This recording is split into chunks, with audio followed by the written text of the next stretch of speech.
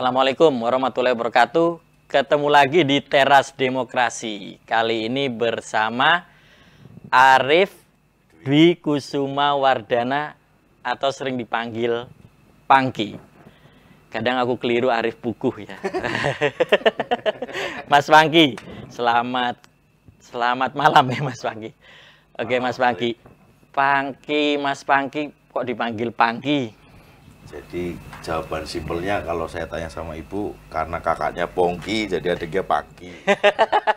Gitu. Nah, kalau Pongki? Kalau Mas Pongki Arif Puguh Pratomo kan? Iya, dari mana? Lah, saya belum nanya kalau Mas Pongkinya dari mana, tapi kalau saya nanya posisi saya kenapa Pangki, ibu pasti bilang kakaknya Pongki ya, dini Pangki. Oh, jadi abjadnya gitu ya. Oke, Mas Pangki ini adiknya adik ipar saya. Ya. Jadi itu nyebutnya apa ya nek bahasa Jawanya? Ya saya tetap manggilnya tetap Mas lah. Mas itu oke. Oke, Mas Pangki. Mas Pangki pernah menjadi ketua partai paling muda. Ya. Kenapa berpartai, Mas? Ya, Mas matur nuwun Mas Barit. Jadi yang pertama ya awal sebetulnya karena kakak tadi itu Mas Pongki itu. Mas Pongki awal itu sudah jadi pengurus di Jawa Tengah pada waktu itu Mas.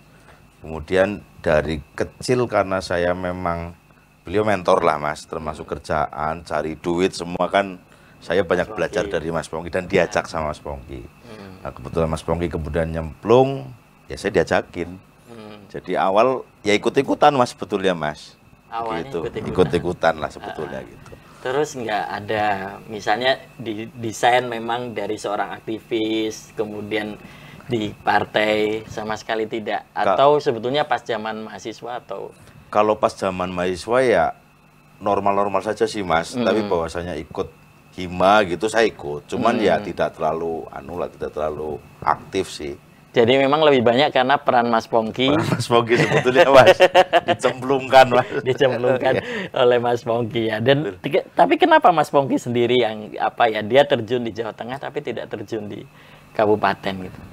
Karena pada waktu itu kalau boleh saya sampaikan ada Pak Wisnu Soehartono kan. Kebetulan Pak Wisnu Soehartono pada waktu itu sebagai ketua Golkar di Jawa Tengah. Ya karena awal memang Mas Pongki memang sama lah, Mas Pongki juga satu mentornya beliau, mungkin diajak oleh Pak Wisnu, akhirnya Mas Pongki malah jadi pengurus di provinsi. Ya. Terus kemudian dia meminta Mas Pangki untuk ngurusi yang di daerah Jawa Tengah, di Banyumas, betul. Itu berprosesnya dari partai itu berarti privilege ya. Sebetulnya malah enggak Mas. Jadi gimana? Awal itu pada waktu itu ketua partainya di Banyumas itu Mas Wahyu Indra Gandhi. Mas Gandhi yang punya Trikusuma. Saya itu begitu diminta Mas Pongki masuk ke Golkar karena pada waktu kepengurusan sudah terbentuk. Jadi saya sowan kepada Mas Gandhi pada waktu itu. Dari Mas Gandhi nggak langsung begitu. Karena pada waktu itu saya kebetulan juga masih kuliah tapi sudah akhir-akhir lah, sudah tinggal skripsi. Disampaikan oleh Mas Gandhi, ya sing penting lulus di SIT begitu. Lah kemudian setelah hampir 1 tahun setelah itu, saya ditelepon sama Mas Gandhi pada waktu sebagai ketua. Ada pengurus yang mengundurkan diri Mas. Lah kemudian setelah itu saya ditelepon, dimintakan siap apa tidak, ya saya matur kemudian kepada Mas Gandhi saya siap. Jadi 2009. Apa waktu itu? Wakil sekretaris Mas. Wakil sekretaris. Ya. Wakil sekretaris itu jabatan penting atau belum terlalu penting? Belum terlalu penting Mas. Oh, kalau wakil sekretaris belum terlalu penting. Karena bidangnya banyak. Oh Mas. Banyak. Oh ini wakil sekretaris bidang apa atau wakil sekretaris di bawahnya sekretaris? Pada waktu itu di bawah sekretaris. Di bawah sekretaris. Ya pada waktu wakil sekretaris bidang kepemudaan kalau nggak salah loh Mas. Pada waktu itu. Kalau nggak pemenangan pemilu. Itu umur berapa? Berarti tahun 2009 saya sekitar umur 27 apa ya? 27. Jadi tidak terlalu muda juga. Betul. Tapi langsung di wakil sekretaris itu. Setelah itu berproses 2016 saya jadi sekretaris. Jadi sekretaris. Kemudian 2020 kemarin saya jadi ketua Mas. Oh gitu. Iya. Nek Kaisang ya cepet. Lebih cepet Kaisang. 3 hari Pak. Ini agak beda ya.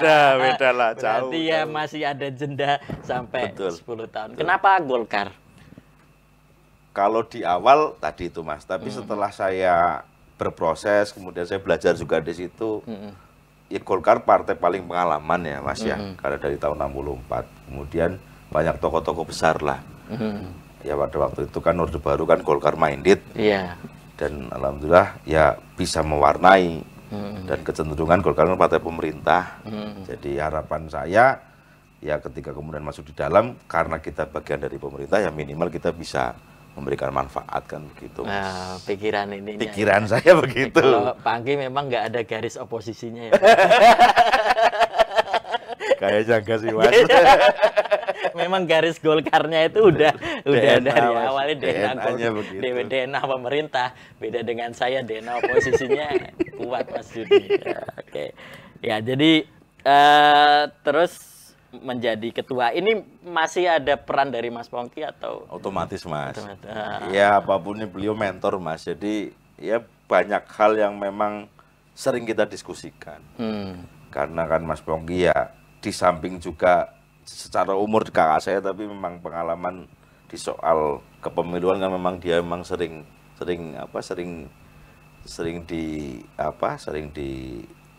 dipakai lah, dijadikan rujukan, dijadikan rujukan, kemudian sering menjadi bagian dari pemenangan. Jadi atas dasar yang tadi Mas Barit sampaikan ya sedikit banyak ya saya memang sering diskusi dengan Mas Pongki. Oke. Selain memang garisnya garis biru ya, karena Pak Wisnu, kemudian turun ke Mas Pongki, terus ke Mas Pangki. Apa yang dirasa ketika pertama kali jadi ketua di waktu itu berapa? Umur berapa? 2020 berarti sekitar umur 36 Pak. 36. 36. Kalau 36 itu kalau Kaisang itu berapa umurnya ya?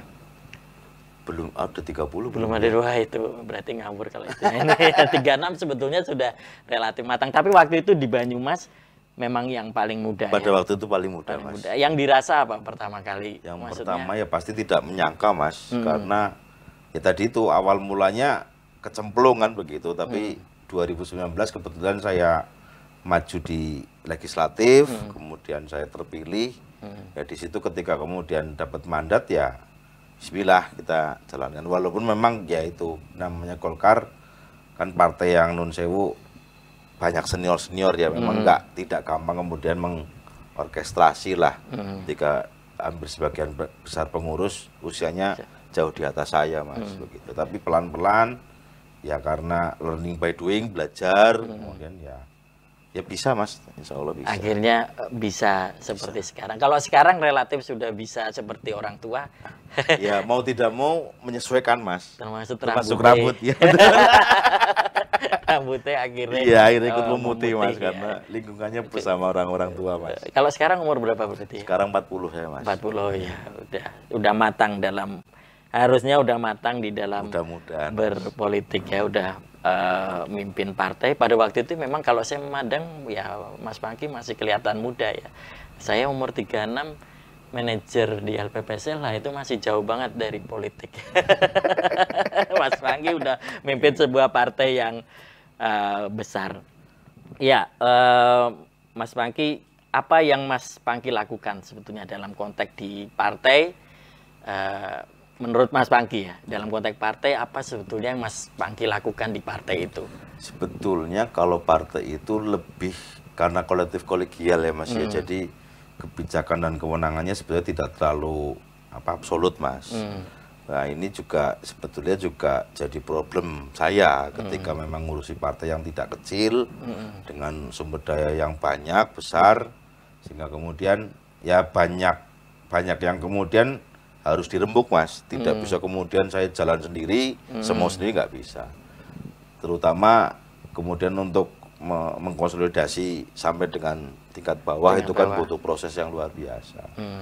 Dan alhamdulillah saya bisa gitu kan, periode saya kemudian kepengurusan terbentuk, kemudian sampai dengan di tingkat bawah, tingkat desa, Kalau mungkin di partai lain tingkat ranting gitu kan, di kita tingkat desa, tingkat kelurahan, ya alhamdulillah jalan begitu. Ya. Kalau riak-riak kecilnya, riak-riak besar atau riak-riak kecil ada? Ya pasti ada Mas, pasti namanya ada dalam politik ya. Pasti ada. Oke, kalau ini Mas Pangky yang sekarang ini jadi lagi ya? Jadi lagi alhamdulillah. Alhamdulillah ya. Oke. Apa yang Mas Pangky bayangkan ketika di legislatif dan sumbangsinya untuk kabupaten? Ya. Yang paling utama kalau menurut saya kalau sumbangsi jelas Mas, karena semua kebijakan yang muncul di pemerintah daerah ya pasti mekanismenya melalui teman-teman di legislatif kan Mas. Jadi otomatis secara sumbangsi buat masyarakat dari sisi kebijakan kita juga ikut mewarnai. Yang pertama, yang kedua otomatis setiap kebijakan butuh penganggaran dan di situ juga kita juga campur tangan ada di situ Mas. Ketika kemudian kita melakukan pembahasan terkait dengan alokasi anggaran di tiap OPD atau di tiap dinas, kita juga bisa kemudian memberikan sumbangsi terutama di sisi penganggaran Mas. Contohnya apa yang kemudian ini kita mungkin bisa jadi beda perspektif dalam memandang ini ya. Anggaran ini untuk apa, mungkin apa yang bisa Mas Pangky ceritakan apa sebetulnya yang diperjuangkan oleh Golkar atau dalam hal ini Mas Pangky. Kalau di kelembagaan sebetulnya untuk warna itu sudah tidak terlalu tidak terlalu kental Mas. Dan kemudian ketika bicara konstituen ya tidak bicara dapil gitu kan, lebih ketika bicara PPD ya bicara keseluruhan Kabupaten Banyumas. Jadi karena kebetulan saya di Komisi 3 terkait dengan OPD atau mitra kerja kami di bagian perekonomian begitu kan, seputar ekonomi keuangan. Ya kita sering sharing terutama bagaimana caranya pemerintah Banyumas bisa kemudian mendapatkan pendapatan yang bagus begitu kan, yang optimal sehingga nantinya ketika kita mengelola BPD jelas Mas outputnya Mas, karena dapat pendapatan yang lumayan kita kelola dengan baik, syukur ketika kemudian kita tetapkan bersama dengan pemerintah daerah gitu kan, kebijakan itu bisa terfasilitasi dan teranggarkan. Selama ini kalau Mas Pangky ya, saya kan lebih banyak sering berdiskusinya dengan PDI misalnya. Kalau Mas Pangky sendiri selama 10 tahun kemarin gitu, kalau PJ ini kan nggak punya partai. Atau punya partai ya PJ-nya ya? Mungkin afiliasi ada Mas. Mungkin afiliasi ada. Ya, afiliasi ada tapi gagal jadinya nggak punya afiliasi. Mas Pangky melihat sendiri dalam mungkin 10 tahun ketika dipimpin oleh PDI, apa yang menurut Mas Pangky ya perlu dilihat itu? Sebetulnya yang saya sering sampaikan juga ke teman-teman atau ke masyarakat, Pak Usen itu beruntung sekali Mas. Ketika kemudian diusung dan dijadikan oleh teman-teman PDI Perjuangan. Jadi banyak kebijakan yang kemudian betul-betul di backup atau kemudian diamankan lah bahasanya oleh teman-teman saya di Dewan. Sebetulnya ketika kemudian Pak Usen konsep, kemudian jalannya bagus, backupnya juga sudah bagus. Nah, cuman ya sekali lagi terkait kebijakan kan penerima penikmat atau penerima manfaat kan masyarakat Mas. Nah, hari ini banyak masyarakat ya keluhannya klasik lah Mas.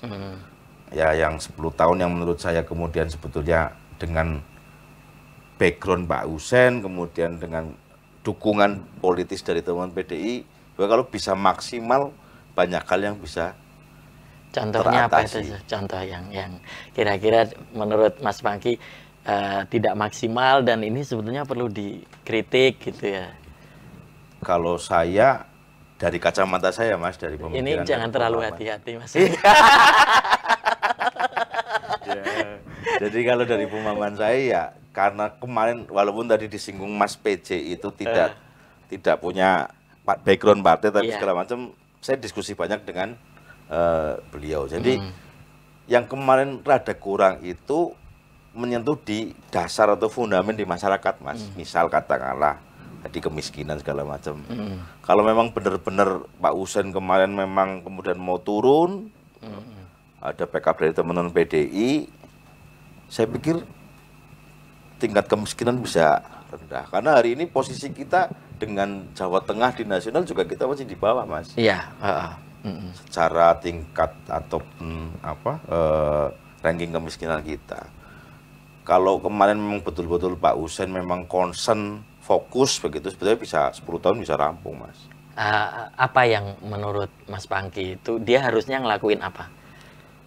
Misalnya untuk mengatasi kemiskinan. Yang pertama kalau menurut saya ya Mas ya, hari ini tuh parameter teman-teman kepala daerah mungkin ya Mas, itu udah uplak-uplak gitu kan. Bagaimana kemudian bergantung betul kepada APBD, Mas. Yang sebetulnya ketika memang misal katakanlah kita punya pemimpin atau punya kepala daerah yang bisa menarik investasi begitu kan. Karena hari ini 70% alokasi itu sudah untuk belanja pegawai, Mas. Jadi fiskal kita tuh sudah sangat-sangat ketat, Mas, tidak lentur lah begitu. Nah, kalau misal katakanlah dengan dukungan teman-teman yang backup kuat dari teman-teman PDIP, Pak Husein tinggal jalan-jalan sebetulnya mestinya ya kemarin ya.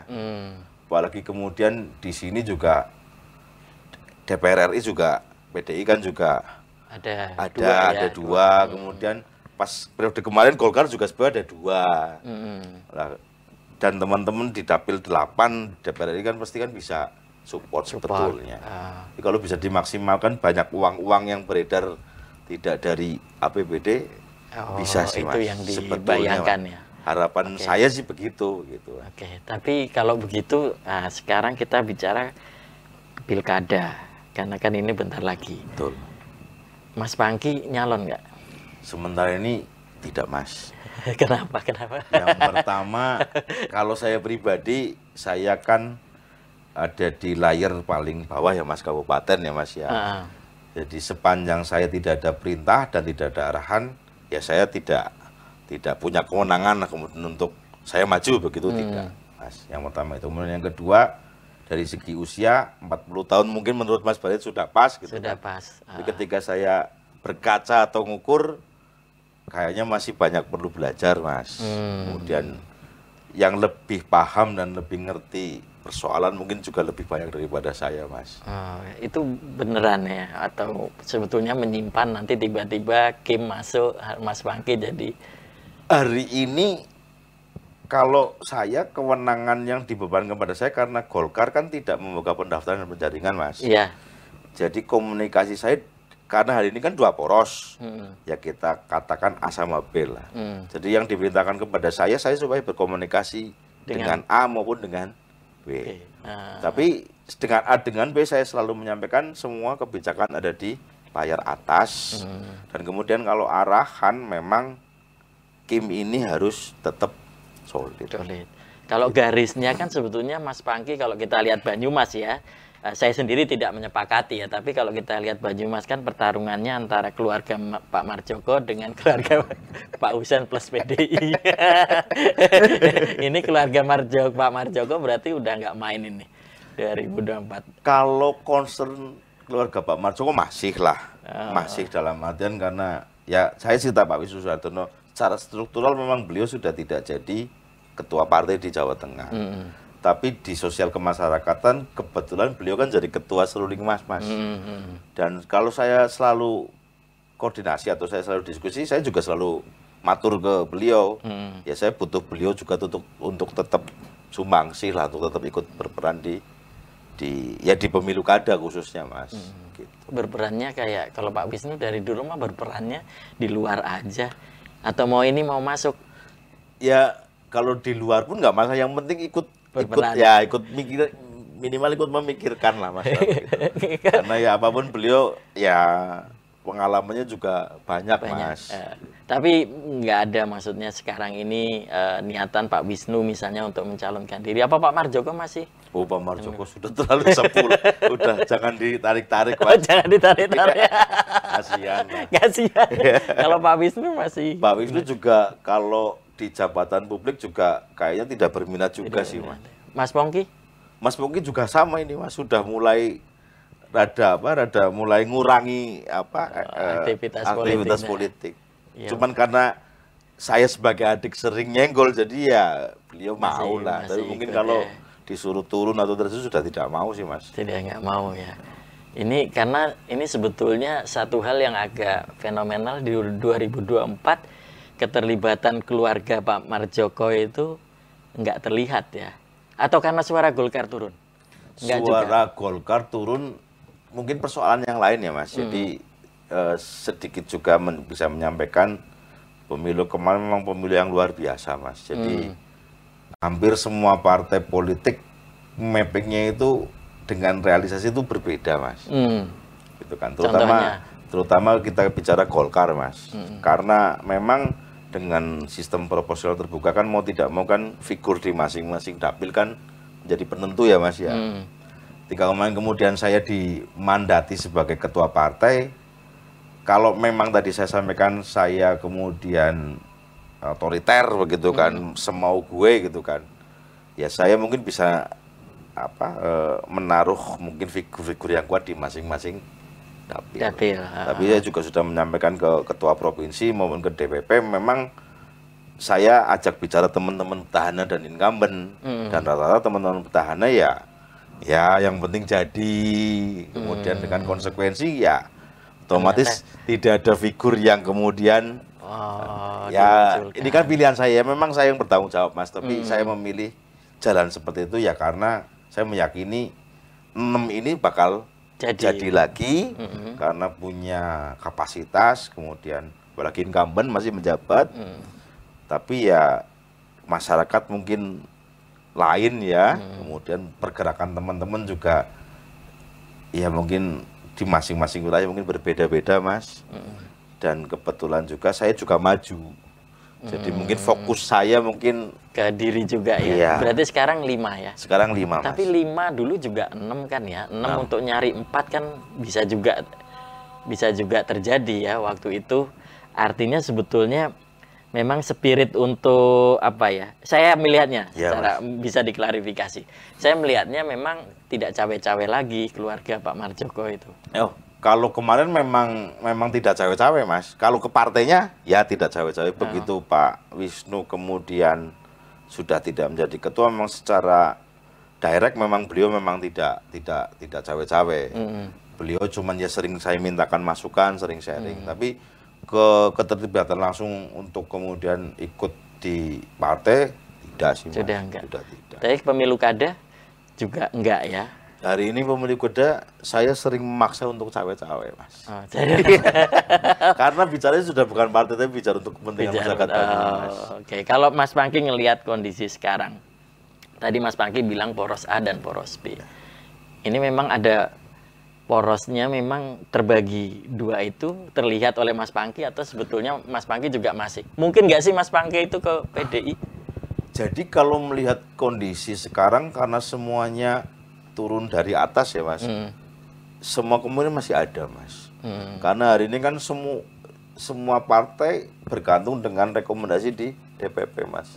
Jadi kalau tataran di tingkat kewilayahan tadi saya sampaikan, memang kacamata saya atau pemahaman saya memang 2 poros ini Mas. 2 poros yang lagi kelihatan lah. Ya, porosnya satu PDI ya, dan yang satu Gerindra sebagai leader di Kim itu. Itu di Banyumas juga terjadi. Di Banyumas kondisi sekarang kalau saya ngelihat peta ya seperti itu kondisinya. Walaupun tetap cair ya Mas. Saya juga tidak menutup diri untuk kemudian komunikasi dengan poros sebelah juga.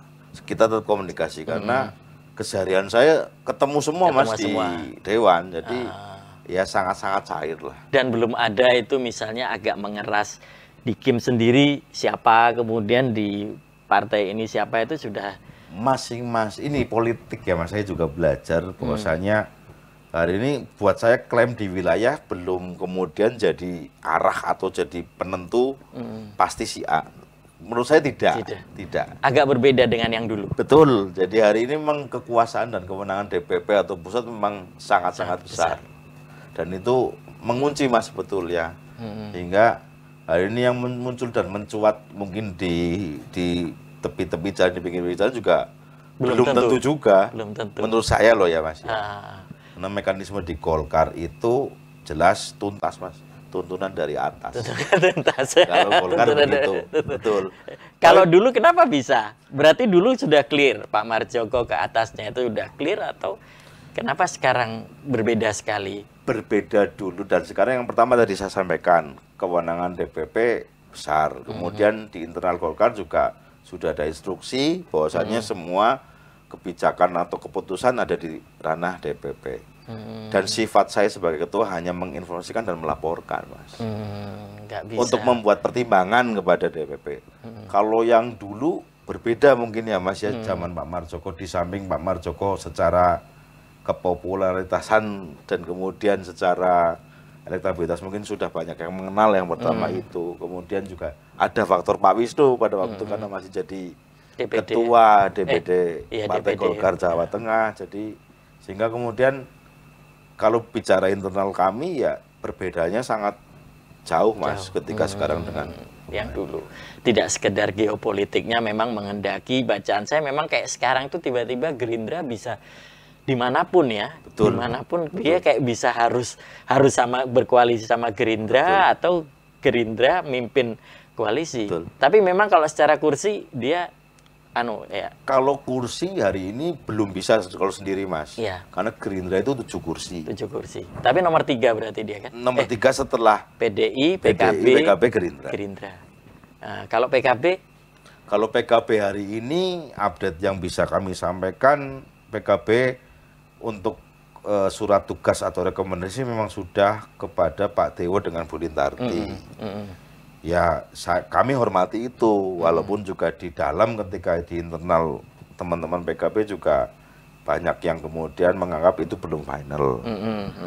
Tapi hari ini saya melihat sih naga-naganya sih bakal seperti itu, Mas. Bakal kemudian rekomendasi yang dari PKB ini kemudian berlaku untuk semua partai yang kemudian koalisi dengan PDI maupun PKB. Oh, jadi bacaan saya ya, Mas, ya. PKB cenderung ke PDI. Ke PDIP. Kalau di sini nyebutnya KBM ya? KBM, Koalisi Banyumas Maju. Di situ sendiri itu kan mesti misalnya terjadi 2 poros kan mesti nomor 2-nya setelah Gerindra Golkar. Ya?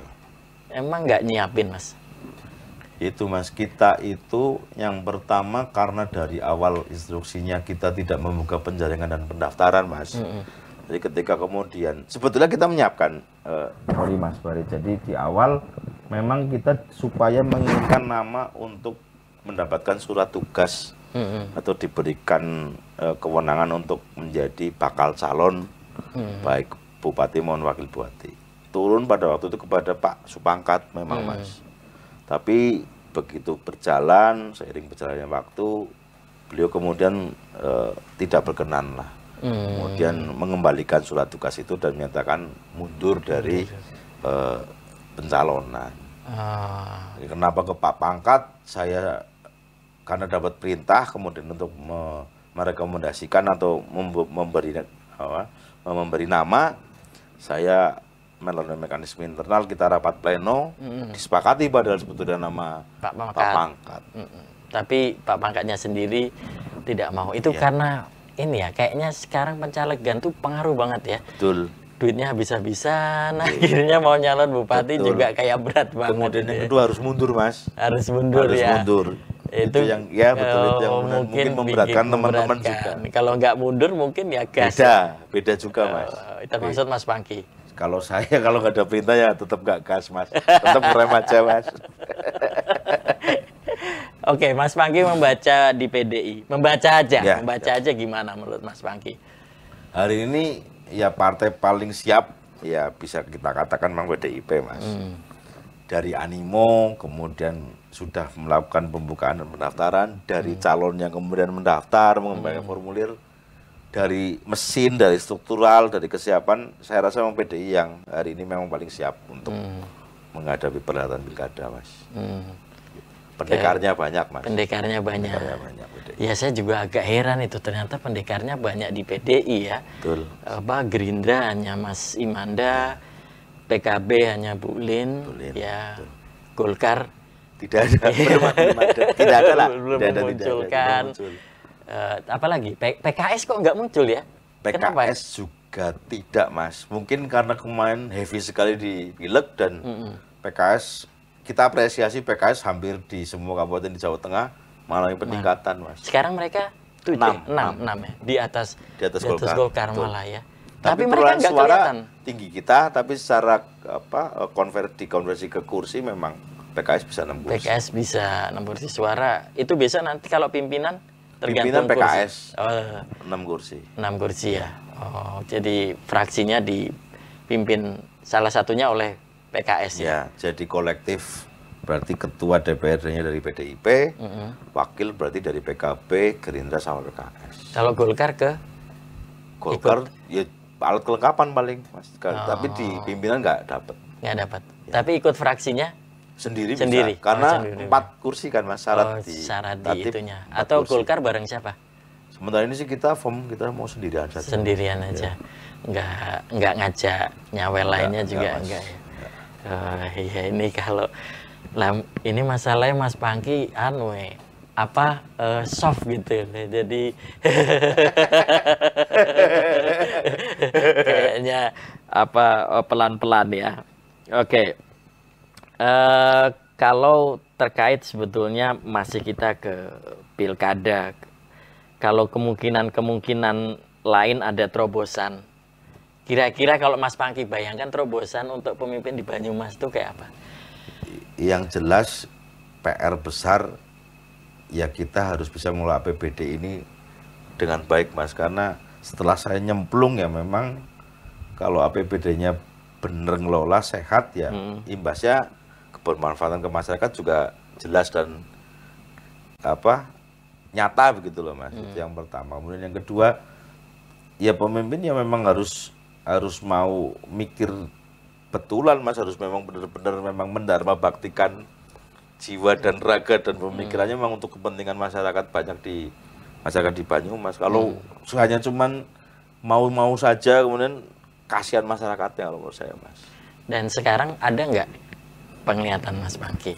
Sementara ini ya mestinya ada Mas. Ketika kemudian sudah masang baliho, sudah kemudian niat nyalon, ya mestinya berpikir ke arah sana. Harusnya.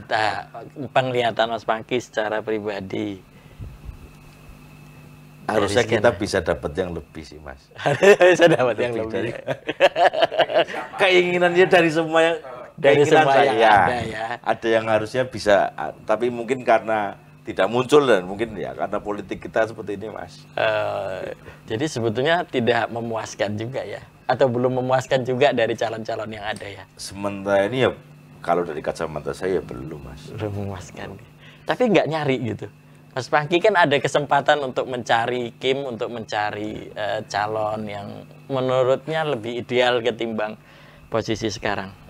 Kalau dari kacamata saya di Kim yang paling ideal ya yang muncul itu Mas Rahmat Imada menurut saya Mas ya.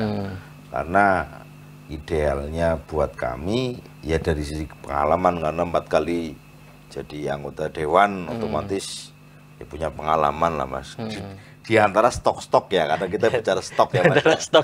Di antara stok yang ada nggak ada stok masalahnya. Ya, makanya yang paling memang menurut saya memang paling layak ya tetap Mas Imanda. Dari sisi yang poros yang. Ya kemarin tapi Mas Imanda sebetulnya saya dengarkan dia lebih mengejar Wabub ya, tapi tiba-tiba mungkin dia udah dapat surat tugas juga. Sudah. Jadi surat tugas yang diceritakan ke saya, Mas Imanda memang sementara ini memang diberikan kewenangan untuk berkomunikasi Mas. Jadi tidak bicara bupati atau wakil bupati, tapi calon kepala daerah lah.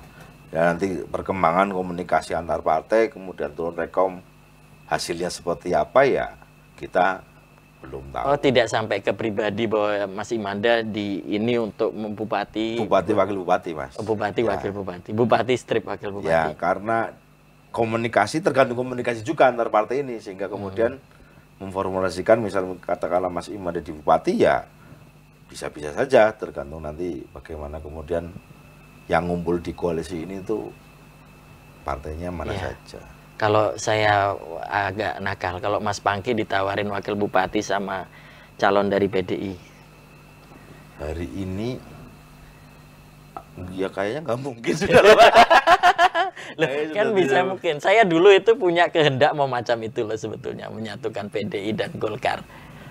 Cuman arah ke sini. Jadi gini Mas, ini kilas balik ya. Jadi kita setelah pemilu kemarin, setelah Idul Fitri, Lebaran lah ya Mas ya, kita memang kunjungan ke partai-partai politik. Yang menarik di PDIP itu kita main ke sana, kita berkunjung, Pak Sadewo sebagai bakal calon langsung nembak ke Pak Pangkat loh. Menarik loh sebetulnya loh. Oh iya ya, sempat muncul di koran itu. Betul. Ya. Dan itu langsung dari Pak Tewo, dan Pak Tewo menyampaikan itu juga sudah koordinasi dengan Dr. Buti selaku ketua DPC. Wah, kalau Pak Pangkat oke, mungkin yang tadi disampaikan oleh Mas Barit mungkin sudah bisa terrealisasi. Tapi karena mungkin Pak Pangkat pada waktu itu menolak ataupun tidak berkenan, ya akhirnya ya mencari figur yang lain lah, akhirnya mungkin ke Bu Lintarti itu, Mas. Iya, padahal mungkin ada calon PDI yang lain ya. Ya itu mekanisme internal, Mas. Iya. Oke, kemudian kalau ada ide tentang gotong royong bersama untuk memajukan Banyumas dengan melibatkan semua partai dalam satu, ya lawannya nanti akan kotak kosong. Kalau saya ya tidak demokrasi, Mas. Kurang pas kalau menurut saya, karena ya hari ini ya pilar negara ini kemudian kita meyakini sebagai sebuah kesepakatan bersama kan demokrasi, Mas. Jadi kalau menurut saya ya ada medianya, kemudian diatur sama undang-undang, ya kenapa kemudian tidak bisa berkontestasi kan begitu atau muncul, Mas. Jadi menurut saya malah ya tetap saja yang namanya pemilu ya harus ada calonnya, Mas. Nah, tapi kan kalau misalnya kemudian misalnya ya salah satu calon misalnya Mas Tewo dengan Mas Imanda, atau Bu Erna dengan Mas Imanda, atau Mas PHB dengan Imanda Rembugan, kemudian ayo kita bareng untuk membangun koalisi bersama dalam satu bicara kota kosongnya itu kerangkanya sudah dimusyawarahkan itu. Ke arah sana ya masih ada jalan sih, Mas, sebetulnya. Cuman ya buat saya selaku praktisi, kemudian selaku ketua partai ya kalau buat saya ya kasihan masyarakat lah, Mas. Karena masyarakat juga punya hak lah, kemudian untuk bisa menentukan pilihan, tidak kemudian figur kotak kosong kan kayaknya kan nggak menarik ya, Mas ya. Kasihan masyarakat sih kalau saya sih menilai di sisi itu ya. Jadi, dan ketika kemudian ada dua calon kan masyarakat juga bisa menilai, Mas. Dari visi misi misal, kemudian dari sepak terjang dari masing-masing figur ini kan buat saya malah jadi edukasi yang baik buat masyarakat, Mas, kalau saya. Dan Banyumas Purwokerto dengan APBD nomor 2 ya, Mas ya, di Jawa Tengah gitu kan. Masa nggak ada figur, Mas? Tapi memang sempat kayak nggak ada figur gitu sih melihatnya. Betul. Artinya sebetulnya ini yang bergulir ya. Karena pada saat saya ngadain IKAPU ngadain diskusi sempat muncul tuh bagaimana kalau kita gotong royong gitu ya. Ada salah satu dari peserta yang bicara itu. Gimana untuk kemungkinan adanya gotong royong. Tapi tidak bicara kota kosong. Bangun koalisi secara bersama. Dan itu menurut Mas Pangky nggak bagus bagi pembelajaran demokrasi. Nggak bagus, Mas. Buat saya nggak bagus. Kemudian ya kasihan teman-teman Gen Z ini, Mas, yang kemudian usianya masih, karena kan bukan pembelajaran yang baik buat teman-teman anak-anak muda ini, Mas. Karena mereka kan bukan juga bagian yang penting juga ya, Mas ya. Stafetnya kan ke teman-teman, nanti kalau kita ngajarinya lawan kota kosong, nanti pemahaman teman-teman, wah ternyata besok kota kosong, kan kasihan juga, Mas. Reformasi kan kepenginnya kita bisa lebih ada lebih ada kontestasi di dalamnya. Iya, Mas. Ya, tapi kalau ngelihat figur yang ada sampai sekarang saya belum melihat ya. Iya, Mas. Pembacaan pribadi saya misalnya di level Kim, bupati, wakil bupatinya juga belum kelihatan. Mungkin yang sudah agak kelihatan di yang PDI. Tapi itu pun masih ada kemungkinan-kemungkinan lain yang terjadi. Nah, itu saya melihatnya karena ini tidak ada calon, kemudian ada ide tentang itu ya. Dan menurut Mas Pangky itu kalau di teman-teman Kim sendiri, KBM sendiri, ide tentang kota kosong sempat ada pembicaraan atau? Jadi kalau saya sama teman-teman sih bersepakat, Mas, dan punya kesepahaman bahwasanya karena kita ada di sisi yang berbeda, ya berarti ya kita gimana kita berjuang supaya kemudian kita juga bisa punya figur. Oh, ini sudah benar-benar ya tanda kutip ya, nanti akan dinamis. Tapi sekarang sudah ada kayak ketetapan, oke, ini satu poros dan ini bikin poros. Sampai dengan saat ini sudah ke arah sana. Sudah ke arah sana ya. Jadi sudah ada perbincangan, kayaknya nggak mungkin nih kota kosong ya. Harusnya tidak. Harusnya tidak. Siapapun nanti wakil bupatinya belum dibicarakan. Belum. Lebih ke kesepakatan kesepahaman bahwasanya kalau menurut kami atau menurut kita ya dari sekitar 1,7 juta penduduk di Banyumas masa nggak ada figur sama sekali kan ya tidak mungkin Mas. Oh, dulu sempat kan Pak Ma'ruf jadi figur itu ya. Nggak jadi diusung. Hari ini Pak Ma'ruf saya sih tidak direct atau tidak komunikasi langsung. Menurut teman-teman beliau masih tetap menggalang Mas. Menggalang cuman mungkin karena beliau mantan Sekjen MPR kan mungkin beliau lebih punya akses lah di Jakarta ke DPP dan teman-teman yang komunikasi atau yang cerita dengan saya memastikan bahwa beliau masih aktif untuk melakukan penggalangan. Tapi di KBM sendiri di KBM bahwasannya Pak Ma'ruf ini juga melakukan aktivitas politik Mas ke partai-partai yang kemudian membuka pendaftaran. Kalau sepengetahuan kami beliau juga melakukan masuk mendaftar dan otomatis namanya mungkin masih nyantol kan Mas. Dia daftar di hampir semua partai yang membuka non PDIP ya. Beliau mendaftar ya. Betul. Karena Golkar nggak buka jadinya nggak daftar. Mungkin seperti itu mungkin dan mungkin juga akhirnya tidak intens komunikasi dengan saya mungkin dikarenakan mekanisme partai kita memang tidak membuka pendaftaran. Iya. Ya, tadi kita bicara tentang koalisi. Nah, sekarang mungkin ada hal yang saya menilai begini ya. Saya nggak tahu, subjektif ini.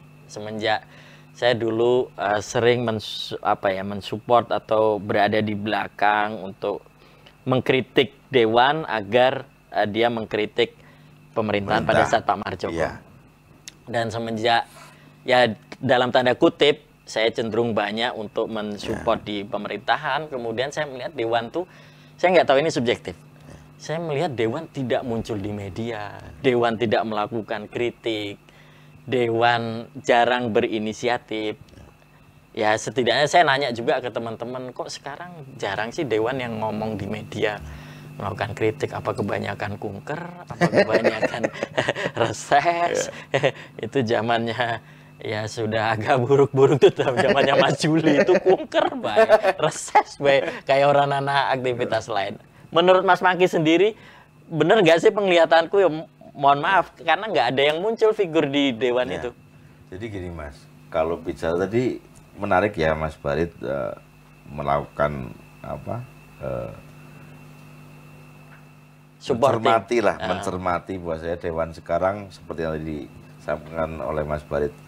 Kalau buat saya kembali lagi ke proses kepemiluan ya Mas ya. Kalau saya merasakan mungkin yang dirasakan sama teman-teman Dewan gitu kan, kejiwaan dari teman-teman Dewan ya karena memang hari ini memang ketika bertarung atau berkontestasi memang luar biasa. Menguras tenaga semuanya, dan Mas. Biaya. Psikis juga biaya. Saya tidak melihat spirit bahwa mereka ingin melakukan perubahan, melakukan kritik. Tugas-tugas itu kayaknya adem ayem. Jadi kalau saya mencermati, ya mungkin saya kan juga ngukur diri sendiri ya Mas ya. Ya karena proses di awal itu sudah habis-habisan mungkin ya. Kalau saya merasakan begitu. Kemudian yang kedua dari DPRD kan kelembagaan ya Mas ya. Iya. Jadi memang hari ini memang kalau bicara kelembagaan memang semuanya memang sudah ada salurannya Mas. Ketika bicara saya sebagai anggota, kemudian misal saya menyampaikan lah, misalnya ada teman-teman pers gitu kan. Komunikasi memang saya alhamdulillah sama teman-teman media juga bagus.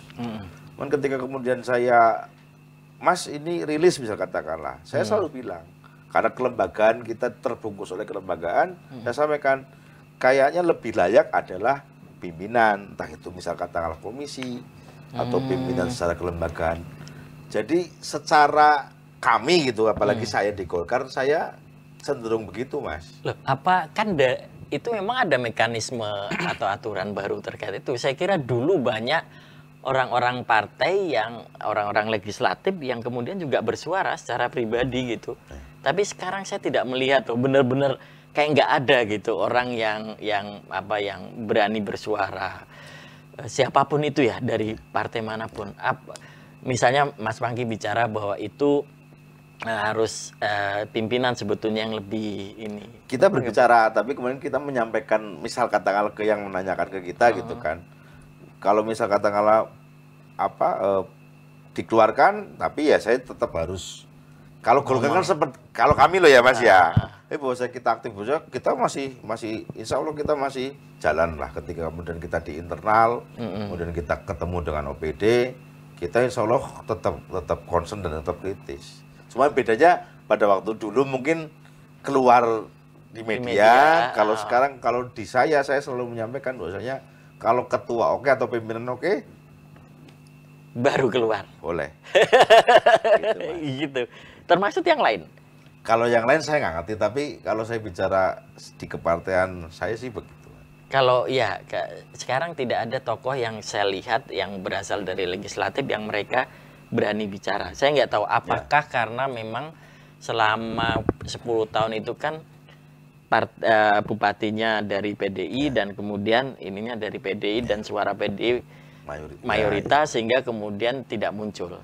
Dan itu sih kalau dalam konteks kepartean wajar ya, partai pemenang kemudian bupatinya juga pemenang. Tapi yang lainnya juga tidak muncul. Zaman dulu ada orang PKS yang berani ngomong, orang Golkar berani ngomong, PAN berani ngomong. Sekarang saya tidak melihat itu sama sekali. Jarang ya mungkin kita melihat di koran-koran mereka bersuara. Termasuk saya juga karena belakangan saya lebih banyak mensupport pemerintah, saya juga jarang berbicara. Tapi yang lain pun saya kira saya tidak melihat ada anggota legislatif yang berani untuk bicara. Menarik sih Mas, tapi minimal ya yang tadi disampaikan oleh Mas Barit bisa jadi bahan kita lah. Biasanya terutama di periode ke depan ya Mas ya. Saya awal yang pertama kemarin periode pertama saya pribadi ya, saya personal ya. Saya mungkin lebih banyak belajar ya Mas ya, mengamati sekarang. Ya walaupun ya nggak diem-diem amat, saya tetap aktif lah begitu. Lah periode ke depan ya harapan saya tadi mungkin yang disampaikan oleh Mas Barit ya, kita speak up mungkin ya. Kita sebagai entitas politik apalagi diberikan kewenangan untuk kemudian berbicara atas nama masyarakat gitu kan, dibekali sama konstitusi ya. Ke depan ya harusnya ideal yang tadi disampaikan oleh Mas Barit mungkin idealnya mungkin begitu Mas. Karena saya akhirnya melihat bahwa figur itu ketika kita mau ke bupati juga agak sulit ya, karena nggak ada figur yang muncul. Ini kan muncul tiba-tiba ya, kalau dalam bahasan saya waktu itu ingin dempel incumbent ya pengen jadi wakil bupati, paling selevel itu. Nggak ada orang yang benar-benar pengen muncul nih, saya pengen jadi bupati kemudian menantang incumbent kayak gitu. Itu saya tidak melihat. Termasuk di legislatif sendiri saya tidak melihat bahwa ada figur legislatif yang berani muncul gitu. Dan ya mungkin itu apalagi harus mundur itu tambah-tambah lagi Mas. Apalagi yang harus mundur ketika nyalon itu lebih-lebih. Nah, duitnya entek ya. Dan harus maju untuk mencalonkan. Itu tuh sangat berpengaruh ya. Pengaruh Mas. Sangat berpengaruh. Buat saya pengaruh. Pengaruh Mas. Iya, saya melihat pertama menurut saya bisa dikoreksi. Kemenangan Prabowo itu berpengaruh sangat banyak sampai ke level bawah, itu tidak terjadi pada saat Jokowi menang. Jadi kemudian Gerindra Gerindra itu kayak bisa dimanapun meskipun dia suaranya kecil dia leading. Ya saya ngelihat itu. Yang kedua, ini kayaknya para tokoh ini juga mikir bahwa duit yang kemarin eman-eman kalau misalnya harus buat nyabuk. Berbeda gini Mas, kalau teman-teman bakal berani ketika tidak ada aturan atau PKPU yang menyatakan harus mengundurkan diri. Beda Mas. Beda. Tapi ketika terkunci di aturan PKPU yang menyatakan harus mundur itu sebenarnya di situ. Kalau Mas Imanda kenapa? Kalau Mas Imanda mungkin sudah well prepare ya. Mungkin dia sudah mempersiapkan ya Mas ya. Jadi mungkin berbeda ya, berbeda dengan teman-teman yang lainnya mungkin dia udah lebih siap begitu. Mas Manda secara saya lihat Udah lebih siap, ya. Sudah siap. Karena adiknya yang akan adiknya juga sudah. jadi udah. Memang sudah prepare ini. Udah prepare ya. Menurut saya sudah siap. Sudah siap ya. Oh, yang lainnya belum ya. Belum sampai ke arah sana. Ke arah sana. Misalnya Mas Pangki bawahnya belum disiapin. Kalau saya sekali gitu Mas, karena ya jujur saya merasa masih lebih masih banyak yang mungkin lebih mampu dan layak. Kalau saya lebih ke situ. Tidak ada juga hasrat untuk yang ya mumpung kayaknya kosong. Ini kan menurut saya ya, sebetulnya Mas ya, Pangki, Mas. ini menurut saya kosong. Kosong ya. Jadi analisis saya kemarin tuh hampir semua, saya bilang ke teman-teman itu, hampir semua menginginkan wakil bupati. Betul. Jadi tokoh di Banyumas tuh kayaknya pengennya jadi wakil bupati. Pak Dewo. Wakil bupatinya Mas Dewo. Iya kan? Betul. Bahasan kayak gini ya, kecuali kemudian Mas Imanda, awal aja Mas Imanda kayaknya mau jadi wakil bupati. Tiba-tiba dia terangkat dengan sendirinya. Ya, akhirnya kemudian dia mungkin mengarah kepada bupati, tapi saya tidak melihat yang lain. Dan itu kan kosong. Ya. Di wakil bupatinya Mas Dewo juga kosong, karena sekarang KBM jadi ngumpul jadi satu. Di KBM-nya sendiri juga kosong. Artinya memang kayak kehilangan kayak banyak yang menurut saya kosong dan itu ada peluangnya, tapi peluangnya kayaknya juga orang wait and see. Ya, saya pribadi ya Mas ya. Kalau saya melihat ini tadi betul yang disampaikan sama Mas Barit bahwasanya pragmatis dalam si pemikiran, dalam artian mau ikut ya ikut yang menang. Itu yang saya lihat ya tadi dari pemahamannya atau dari pemikirannya Mas Barit. Kenapa kemudian semua kepengen ke Pak Dewo mungkin bicara kemungkinan menang. Walaupun sekali lagi ini kan demokrasi, situasi kita juga tidak tahu kan Mas.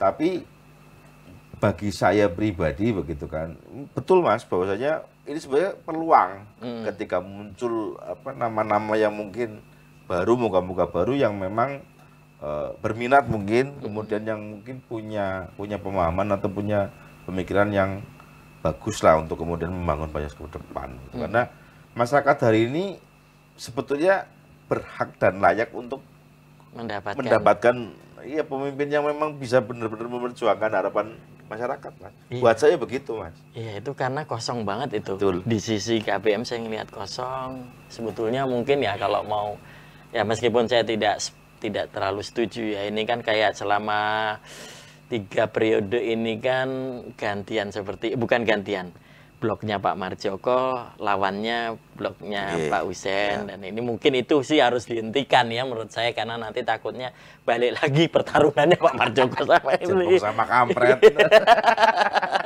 Jadi itu terus, tapi saya melihat juga ada peluang yang kosong. Ya titip aja salam nanti buat Pongki. Saya sudah nganu dia, tapi dia juga nggak mau juga. Ya sebetulnya iya, Mas. Karena kosong loh. Ya betul. Kosong blong ya, nanti Mas Juni kalau mau ya bisa di. Iya Mas, sebetulnya kalau menarik yang Mas Barit bilang. Hari ini kan masyarakat kan bahasanya kan yang ada oseng kangkung yang dimakan oseng kangkung begitu. Karena masyarakat tidak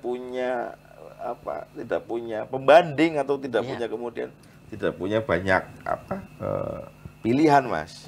Nah, sebenarnya tugas partai politik lagi-lagi ini untuk kemudian ngasih menu. Iya. Harusnya saya sih sebetulnya ada kebayang untuk mencari ya, tapi kan karena saya bukan pimpinan partai. Mungkin Mas Barit bisa referensi kan bisa. Nanti kalau saya referensi bahaya. Yang saya referensikan bisa menang. Iya benar kosong ini benar-benar saya melihat benar-benar kayak kosong banget. Bener. Baik di satu sisi atau sisi lain ya. Makanya kemudian kalau misalnya kosong begitu ya udah disatuin aja, tapi itu tidak baik bagi edukasi di masyarakat. Kalau mau dipertarungkan sekarang udah ini 31, besok 1 Agustus. Sudah tinggal 27 hari lagi, Mas. 27 hari itu mepet 27 kan? Ya. Artinya sampai sekarang belum ada figur. Ya. Ini masih masih saya kosong. nanya ke teman-teman PDI pun, Pak Dewo pun masih saya bolak-balik ya kita sering ketemu. Saya menanya, ya keabsahan juga masih belum, Mas. Jadi memang masih menjadi misteri. Ya di sekeliling kita lihat sebetulnya orang akan melihat Banyumas ya, Semarang, Banyumas, Solo kan akan dilihat ya. Artinya sebetulnya peluang-peluang untuk melakukan itu di tengah kekosongan kekuasaan ini, di tengah kekosongan para calon ini, menurut saya harusnya mulailah digali. Ini saya kira mungkin ya nanti mungkin kita bisa bicarakan lebih lanjut, tapi secara agak tertutup untuk kira-kira siapa sih figur yang bisa dicalonkan, karena ya kalau kosong kayak gini kita nggak punya. Dan ini Mas, ini sedikit minggir sedikit belok ya Mas. Buat saya kondisi seperti ini karena kebiayaan dari PDI Perjuangan buat saya. Di mananya itu? Kalau buat saya ya itu tadi yang pertama Mas Barit ngendika atau cerita, pendekar sudah kumpul di sana semua kan. Dan iklim demokrasi yang seperti ini ya, buat saya bukan kemudian saya menganggap ini sebagai yang negatif ya. Ini buat saya PDI Perjuangan kemudian bisa menciptakan situasi seperti semacam ini. Betul. Buat saya sebagai sebagai praktisi ya. Ya dalam konteks partai politik memandang semacam itu ya, kemampuan PDI untuk betul. Ya padahal ya itu sebetulnya lakon-lakonnya muncul juga sendiri kan, kayak Pak Purwadi gitu ya, muncul sendiri. Dan semua kesana semua loh Mas. Iya, itu. Ya itu anu aja. Padahal kalau saya lihat peluangnya sebetulnya mungkin sangat mungkin peluang di sisi yang satu. Ya kan, kalau misalnya mau dilawan, peluang untuk itu ada ya. Meskipun di PDI sendiri kan masih ada beberapa calon ya, Mas Dewo, Bu Erna yang juga naik ya. Kemudian ada Pak Purwadi. Tapi Pak Purwadi juga wakil bupati. Mas Iwan wakil bupati juga. Rata-rata semua. Dokter Budi juga wakil bupati. Oh kemarin ada BBA ya, BBA bicara itu. Tapi sebetulnya ada satu sih Mas BHB. Ya, cuman Mas BHB konon katanya kabarnya nggak mengambil ataupun mengembalikan formulir di situ. Kalau menurut Mas Pangky, Mas BHB layak Mas. Layak Buat saya layak. Karena apa? Ya sekali lagi pengalaman Mas. Beliau kan praktisi sudah sekian periode. Lama ya. Betul. Dan saya kalau melihat beliau itu mungkin politisi yang tadi disampaikan oleh Mas Badit, beliau sering muncul. Itu yang sering saya juga kalau ketemu diskusi ya, saya juga banyak belajar dari beliau. Sana. Oke Mas Pangky, ini karena waktunya, apa yang ingin Mas Pangky sampaikan di closing statement, mungkin ke anak muda atau ya tentang kekosongan ini? Mas Pangky silakan. Yang pertama, saya kepengen teman-teman sekali lagi ya, saya umur 40 Mas. Saya umur 40, kemudian saya bisa jadi ketua partai. Dan harapan saya juga teman-teman anak-anak muda juga ayolah berkecimpung di dunia politik. Minimal ketika teman-teman masuk, teman-teman bakal punya ilmu yang baru, bisa belajar banyak, dan yang paling luar biasa bisa bermanfaat buat orang banyak Mas. Itu yang saya harapkan teman-teman Gen Z ya, karena hal ini yang mewarnai kan sebetulnya teman-teman Gen Z Mas. Kalau kita kan sudah generasi yang sudah lewat lah. Maka dari itu harapan saya ke teman-teman Gen Z ini, teman-teman anak muda, ayolah jangan apatis sama politik. Kemudian terkait pemberitaan segala macam, mungkin kalau teman-teman merasa lah nyemplung tapi politik katanya seperti ini tergantung pelakunya Mas sebetulnya Mas. Kalau memang misal katakanlah nontonnya seperti itu tapi tidak berlaku seperti itu, kan politik juga menjadi hal yang baik sebetulnya. Kemudian yang kedua terkait kekosongan itu tadi Mas, itu PR Mas. PR ya Bu. PR, terutama buat teman-teman partai politik. Jadi nanti setelah pulang kita podcastan, Mas Pangky mikir, oh iya ternyata kosongnya. Iya Mas, betul. Dan saya ketemu Mas Barit malah dapat insight baru ini. Mau nyari-nyari nanti. Iya siap. Oke gitu Mas Pangky. Terima kasih banyak. Oke, kita ketemu lagi di Teras Demokrasi berikutnya. Assalamualaikum warahmatullahi wabarakatuh.